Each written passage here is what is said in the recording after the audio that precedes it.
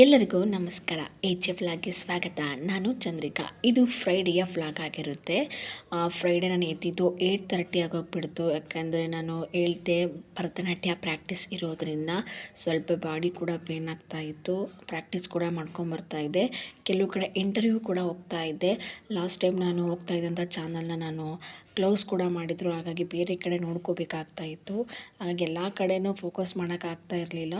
So edit ಕೂಡ ಮಾಡಿಟ್ಕೊಂಡ್ರು ಸಹ sometimes voice over ಕೂಡ ಕೊಡೋಕ್ಕಾಗ್ತಾ ಇರಲಿಲ್ಲ. ಹಾಗಾಗಿ ನಾನು ಎಲ್ಲ ಒಂದು ಭರತನಾಟ್ಯ ಪ್ರೋಗ್ರಾಮ್ ಕೂಡ ಮುಗಿಸ್ಕೊಂಡೆ. ತುಂಬಾ ಚೆನ್ನಾಗಿತ್ತು.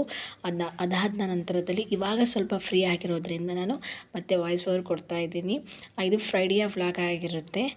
ಮಾರ್ನಿಂಗ್ ಎದ್ದಿದ್ದೆ 8:30 ಆಗೋಗ್ಬಿಡ್ತು. ಎದ್ದು ಎಲ್ಲ ಕೆಲಸ ನಿಧಾನಕ್ಕೆ ಮುಗಿಸ್ಕೊಂಡೆ. ನೋಡ್ತಾ ಇರ್ಬೋದು, ರಂಗೋಲಿ ಕೂಡ ಆಗ್ತಾಯಿದ್ದೆ. ಮುಂಚೆ ಹಾಸ್ಟೆಲಲ್ಲಿ ಇದ್ದಿದ್ದು, ಪಿ ಜಿಲಿ ಇದ್ದಿದ್ದು, ಎಷ್ಟೊಂದು ರಂಗೋಲಿ ಮುಂಚೆ ಎಲ್ಲ ಬರ್ತಾಯಿತ್ತು. ಈಗೇನಂತರೂ ಹಾಸ್ಟೆಲ್ ಇದ್ದಾಗಿಂದ ನನಗೆ ಒಳ್ಳೊಳ್ಳೆ ಎಷ್ಟು ದೊಡ್ಡ ದೊಡ್ಡ ರಂಗೋಲಿ ಎಲ್ಲ ಬರ್ತಾಯಿದ್ದು ಎಲ್ಲ ಮರ್ತೋಗ್ಬಿಟ್ಟಿದೆ. ಚಿಕ್ಕ ರಂಗೋಲಿಯಿಂದ ದೊಡ್ಡ ರಂಗೋಲಿವರೆಗೂ ಕೆಲವೊಂದಿಷ್ಟು ಮಾತ್ರ ನೆನಪಿದೆ. ಗೊತ್ತಿರೋದೆ ಎಲ್ಲರಿಗೂ ಸಹ ನಾರ್ಮಲಿ ಆಗಿ ಹಾಕೋ ರೀತಿ ಹಾಕ್ತಾಯಿದ್ದೀನಿ. ಯಾಕೆಂದರೆ ಇವಾಗ ರೀಸೆಂಟಾಗಿ ಮದುವೆ ಆಗಿರೋದ್ರಿಂದ ಕೆಲಸ ಏನೋ ಮುಗಿತಾ ಬಂತು. ಸೊ ನಮ್ಮ ಒಂದು ಹೆಲ್ದಿಗೋಸ್ಕರ ನಾವು ಕೂಡ ನಮ್ಮ ಬಾಡಿಗೆ ಟೈಮ್ ಕೊಡಬೇಕಲ್ವ. ಹಾಗಾಗಿ ಒಂದು 10-15 ಮಿನಿಟ್ಸ್ ನಮ್ಮ ಬಾಡಿಗೆ ಕೂಡ ಟೈಮ್ ಕೊಡಬೇಕಾಗುತ್ತೆ. ಹಾಗಾಗಿ ನನಗೆ ಸ್ವಲ್ಪ ಬಾಡಿ ಸ್ವಲ್ಪ ಪೇನ್ ಇತ್ತು. ಸ್ವಲ್ಪ ರಿಲ್ಯಾಕ್ಸ್ ಆಗಲಿ ಅಂತಂದು ಅರಿಶಿಣದ ನೀರು ಕುಡಿತಾ ಇದ್ದಿತ್ತು. ಹೊರ್ಗಡೆ ಬಂದು ನೋಡ್ತಾ ಇದ್ದೆ ನೇಚರ್ ಎಷ್ಟು ಚೆನ್ನಾಗಿತ್ತು ಅಂತ ಅಂದು ತುಂಬಾ ಖುಷಿ ಆಗುತ್ತೆ. ನಮಗೆ ನಾವು ಟೈಮ್ ಕೊಡ್ಕೊಳೋದು ತುಂಬಾ ಇಂಪಾರ್ಟೆಂಟ್ ಆಗಿರುತ್ತೆ. ಯಾಕೆಂದರೆ ಮದುವೆ ಆದ ನಂತರದಲ್ಲಿ ನಮಗೆ ನಾವು ಟೈಮೇ ಕೊಡ್ಕೊಳಲ್ಲ. ಕೆಲಸ, ಮನೆ, ಫ್ಯಾಮಿಲಿ ಅಂದ್ಕೊಂಡು ಸುಮ್ಮನೆ ಇದ್ಬಿಡ್ತೀವಿ. ಸೊ ನಾನು ಕೂಡ ಮದುವೆಗಿಂತ ಮುಂಚೆ ಸ್ವಲ್ಪ ಕಡಿಮೆ ಇದ್ದೆ ವೇಟು. ಈಗ ಮೋಸ್ಟ್ಲಿ ನಾನು ಲಾಸ್ಟ್ 1 ಮಂತ್ ಬ್ಯಾಕ್ ನಾನು ಚೆಕ್ ಮಾಡಿಸಿದಾಗ 5 kg ಜಾಸ್ತಿ ಇದೆ. ಈಗ ಸ್ವಲ್ಪ ಇನ್ನೂ ಜಾಸ್ತಿನೇ ಆಗಿರ್ಬೋದು. ಇನ್ನು 5 kg ಟೋಟಲ್ 10 kg ಜಾಸ್ತಿ ಆಗಿಬಿಟ್ಟಿದ್ದೀನಿ. ಎಷ್ಟೇ ನಾವು ಹೆಲ್ದಿ ಫುಡ್ ತಿಂದ್ರೂ ಸಹ ನಮ್ಮ ಬಾಡಿ ಮೇಂಟೈನ್ ಮಾಡಿದರೂ ಕೂಡ ಸ್ವಲ್ಪ ಅಪ್ಪಿತಪ್ಪಿ ಏನಾದರೂ ಅದ್ರ ಕಡೆ ಸ್ವಲ್ಪ ನಿರ್ಲಕ್ಷ್ಯ ಮಾಡಿದರೆ ನಾವು ಸ್ವಲ್ಪ ಪ್ರಾಬ್ಲಮ್ ಕೂಡ ಅನುಭವಿಸ್ಬೇಕಾಗುತ್ತೆ. ಸೊ ಎಲ್ಲ ಕೆಲಸ ಮುಗಿದ ತಕ್ಷಣ ನಾನು ಮಧ್ಯಾಹ್ನ ಹಾಗೆ ಹೋಗ್ಬಿಡ್ತು. ಸೊ ನಂತರದಲ್ಲಿ ನಮ್ಮ ಮನೆಯವ್ರು ಬಂದು ಅವ್ರಿಗೆ ರೊಟ್ಟಿ ಕೂಡ ಮಾಡಿಕೊಟ್ಟೆ.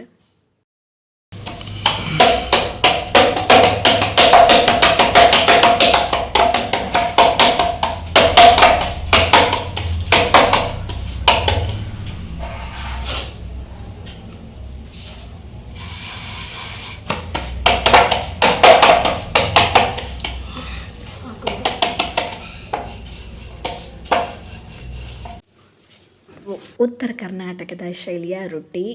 ಈಗ ದಕ್ಷಿಣ ಕರ್ನಾಟಕದಲ್ಲಿ ಈ ಥರ ಎಲ್ಲ ಮಾಡೋದಿಲ್ಲ. ಇವರು ನಮ್ಮ ಮನೆಯವರು ಎಲ್ಲ ಚಿಕ್ಕಮಂಗ್ಳೂರವರು.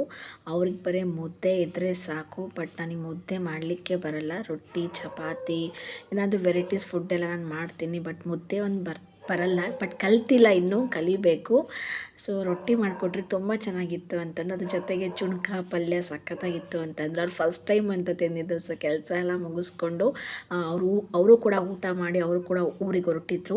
ಸೊ ಅವರಿಗೆಲ್ಲ ರೆಡಿ ಮಾಡಿ ಕಳಿಸ್ಕೊಟ್ಟೆ. ಫೈನಲಿ ನಂದು ಭರತನಾಟ್ಯ ಪ್ರಾಕ್ಟೀಸ್ ಹೋಗಿರೋದ್ರಿಂದ ಅದು ಎಲ್ಲ ಥರ ಜ್ಯುವೆಲರ್ಸಿ ಹಾಕ್ಕೊಂಡು ನಾವು ಹೋಗ್ಬೇಕಾಗಿತ್ತು. ಅಂದರೆ ಬಟ್ ಪೇರೆಂಟ್ಸ್ ಎಲ್ಲ ಬರ್ತಾಯಿದ್ರು. ಬಟ್ ಪೇರೆಂಟ್ಸ್ ಬಂದರೆ ಎಲ್ಲರಿಗೂ ಅವ್ರ ಮಕ್ಕಳಿಗೆಲ್ಲ ರೆಡಿ ಮಾಡ್ತಾಯಿದ್ರು. ಬಟ್ ನನಗೆ ನಮ್ಮ ಪೇರೆಂಟ್ಸಲ್ಲಿ ಇರಲಿಲ್ಲ. ನಾನಿರೋದು ಗಂಡನ ಮನೆ ಅಲ್ವಾ, ನಮ್ಮ ಪೇರೆಂಟ್ಸ್ ಇಲ್ಲಿ ಬರಬೇಕು. ಸೊ ಹಾಗಾಗಿ ನಾನು ಅಲ್ಲಿ ಒಬ್ಬರು ಅಕ್ಕ ಪರಿಚಯ ಆಗಿದ್ದರು.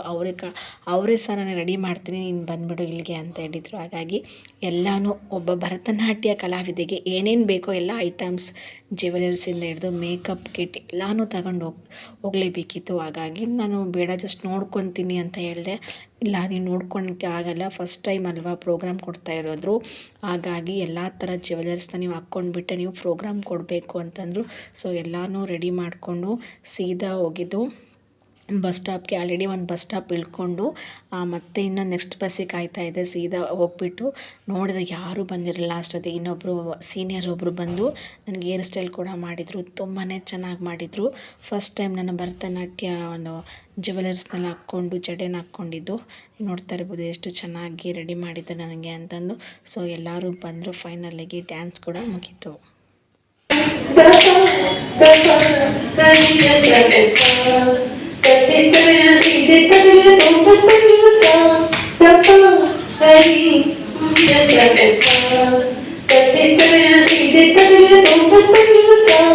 ಸರಿ